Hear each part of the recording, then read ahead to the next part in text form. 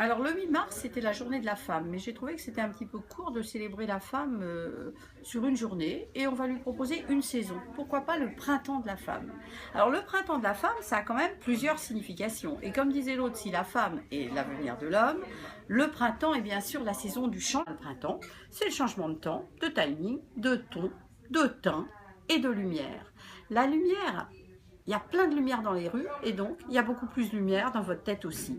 Et c'est le moment, je pense, de dire ce que l'on pense vraiment.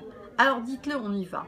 Car une femme, c'est une femme, une épouse, une mère, une amoureuse, une bosseuse, une fille, une nana, une rêveuse, une star, mais c'est surtout une sensible.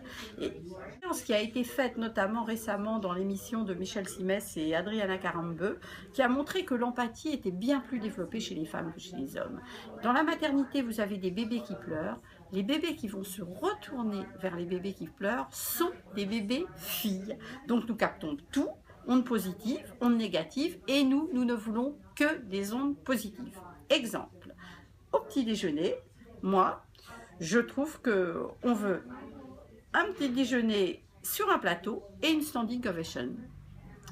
Quand on s'habille, on veut un waouh. Et puis quand on part travailler, qu'on quitte la maison, on veut un trop fort. Parce que finalement, bon, on travaille, mais on n'a quand même pas que ça à faire. Avec vous, on voudrait que vous nous fassiez rêver, les hommes. Faites-nous rêver, faites-nous vraiment rêver. Avec nos enfants, de l'amour, toujours de l'amour.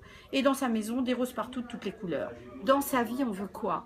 On veut du beau, du fun, de l'amour, de l'action. La classe, quoi. Et quand le printemps est là, changez tout, mettez-vous en scène. Soyez la reine de vos idées et transmettez tout.